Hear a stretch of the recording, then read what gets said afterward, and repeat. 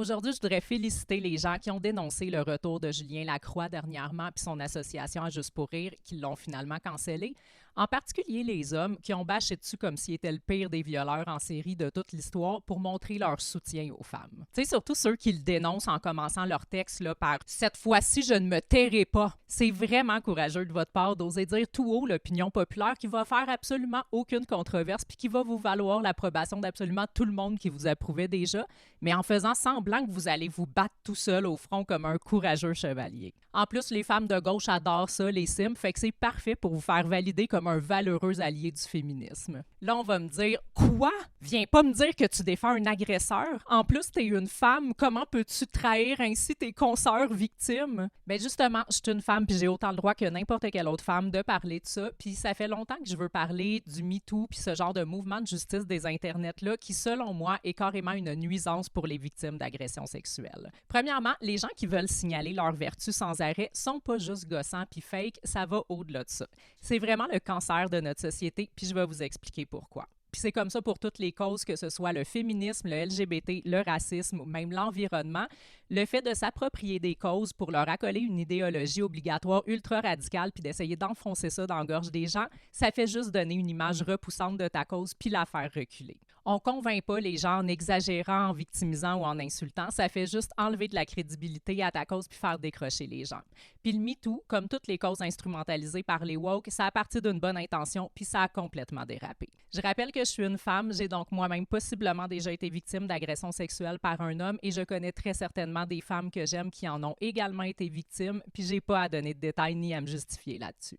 Quand une femme est victime d'une agression sexuelle, c'est super dur d'entreprendre des démarches pour poursuivre l'agresseur puis pour prouver qu'on s'est fait violer. Il y a souvent pas de preuves, c'est ta parole contre la sienne, c'est un processus souvent humiliant, il y a des gens qui nous croient pas ou qui vont minimiser, qui vont dire que c'était consentant, que tu l'as cherché. On n'a pas beaucoup de soutien, puis au final, il y a des bonnes chances que ton agresseur soit jamais puni. Ça crée un grand sentiment de frustration, de solitude, d'abandon puis d'injustice. Puis c'est pour ça qu'il y a eu les mouvements comme le MeToo puis le On te croit qui sont apparus. Avec les réseaux sociaux, on pouvait enfin dénoncer notre agresseur en se faisant pas traiter de menteuse puis trouver toute une communauté pour se soutenir là-dedans. Pour vrai, ça aurait été une super bonne idée qui aurait pu être merveilleuse. Dans un monde idéal de Kalinours où absolument tout le monde est capable d'être sensé, raisonnable, équilibré et de faire preuve de jugement et de discernement.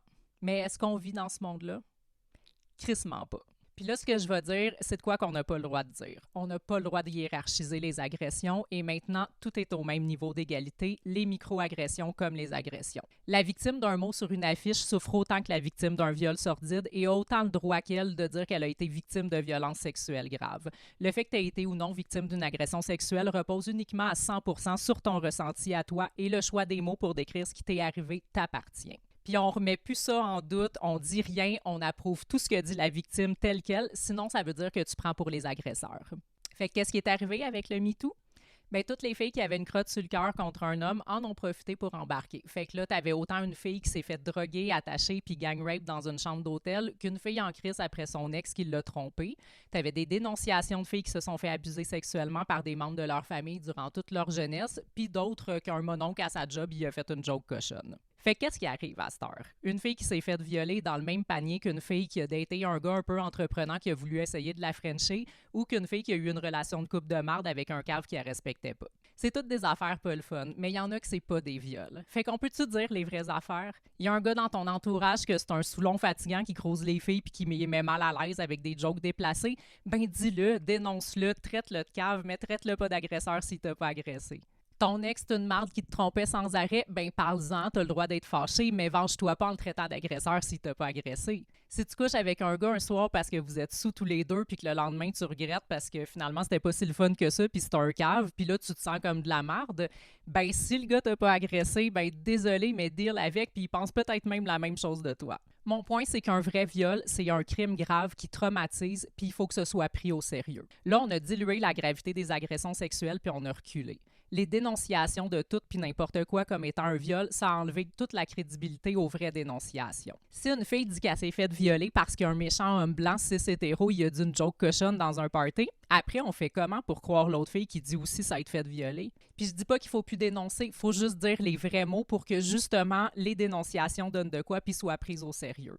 On peut tout dénoncer, tout ce qui est mal, mais en disant les vrais faits, sinon ça devient juste un concours de victimes. De plus dire les vraies choses en utilisant les mots les plus percutants possibles parce qu'on veut toujours gagner le concours d'être la plus grosse victime de la vie puis se venger d'un homme en le montrant comme le pire des agresseurs, ben ça invisibilise les vraies victimes, ça rend leur démarche encore plus difficile. Les dérapes des MeToo puis des honte-croix fait qu'on croit de moins en moins celles qui dénoncent. Puis une autre chose importante qui ouvre la porte au dérapage, c'est justement le on te croit auquel on doit tous adhérer, sinon on est un esti de sans cœur envers les victimes de viol.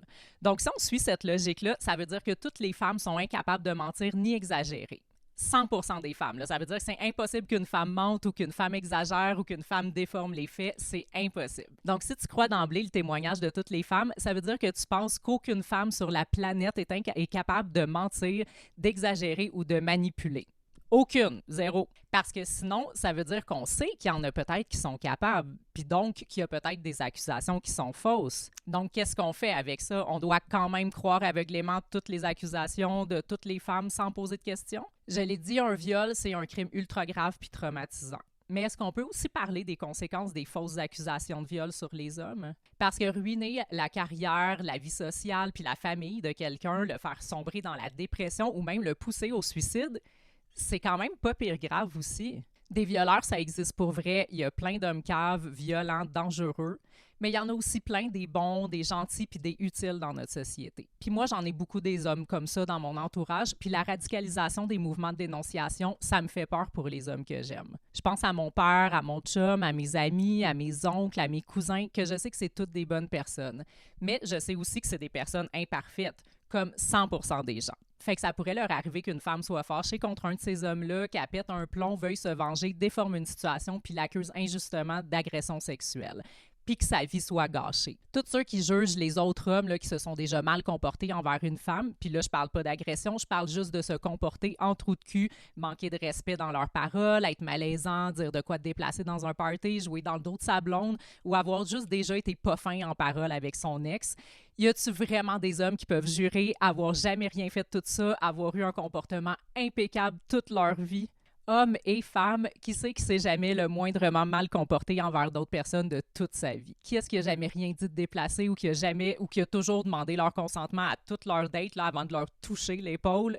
Fucking personne. Puis parlant de ça, une autre affaire aussi qu'on n'entend jamais parler publiquement, ben c'est les hommes qui se font aussi agresser sexuellement, harceler, toucher sans leur consentement par des femmes. Tu sais, si c'est inacceptable qu'un homme touche une femme sexuellement sans son consentement, tu sais, qu'il aille se frotter sur une femme, qu'il essaye de l'embrasser, qu'il soit insistant envers une femme qui a pas l'air de vouloir, ben la situation inverse est pas plus acceptable. Puis moi, j'ai entendu plusieurs fois des histoires comme ça que des hommes m'ont confié avoir vécu puis qui les a mis mal à l'aise, voire traumatisés dans certains cas extrêmes.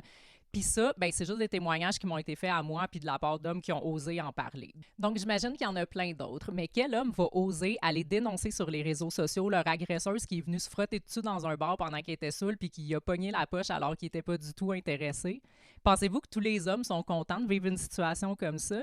Mais si un homme parle publiquement de son malaise par rapport à ça, ben, il risque de se faire niaiser, qu'on vire son joke ou qu'on minimise la situation. Donc, pas se faire croire ou se faire réduire au silence quand on dénonce, c'est pas réservé juste aux femmes. Puis un autre exemple, des dick pics non sollicités, c'est une forme d'agression.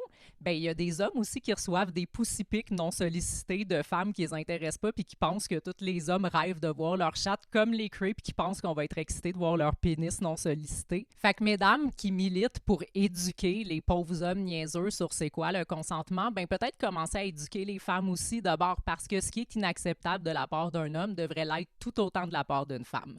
Parce que c'est ça l'égalité et le féminisme, c'est censé être l'égalité entre les hommes et les femmes. Donc, pour en revenir à Julien Lacroix, je le connais pas, c'est peut-être un cave, mais de ce que je sais, il n'a pas été reconnu coupable d'agression sexuelle, fait qu'on peut pas l'accuser d'être un agresseur. Aussi imparfait que soit notre système de justice, c'est juste lui qui a le droit de décider ça, pas le tribunal populaire des internets. Julien Lacroix, c'était de l'inconduite, donc il a fait le cave, il a été malaisant. Puis dans les femmes qui l'ont accusé, il y en a même qui ont reconnu s'être laissé influencer par l'effet de groupe puis avoir exagéré sur son cas. Pourtant, le gars, il est étiqueté pour toujours, puis pour plein de gens, c'est un agresseur sexuel, puis il y en a plein sur Internet qui continuent de le traiter d'agresseur sexuel pour signaler leur vertu. Fait que moi, ça me fait peur pour les hommes que j'aime, parce que ces dérapages-là d'exagération, de vengeance de groupe puis de cancellation, ça peut arriver à n'importe qui.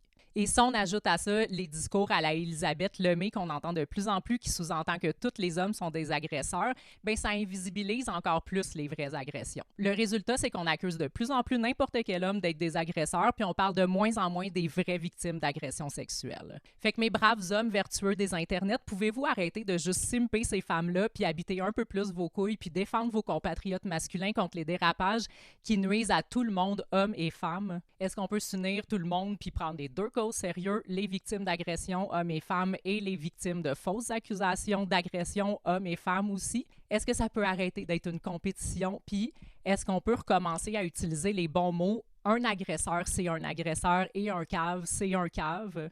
Parce que je suis tannée d'être obligée de défendre les hommes qui n'ont plus le droit de rien dire, puis j'aimerais ça juste pouvoir reprendre ma place de féministe woke. Merci.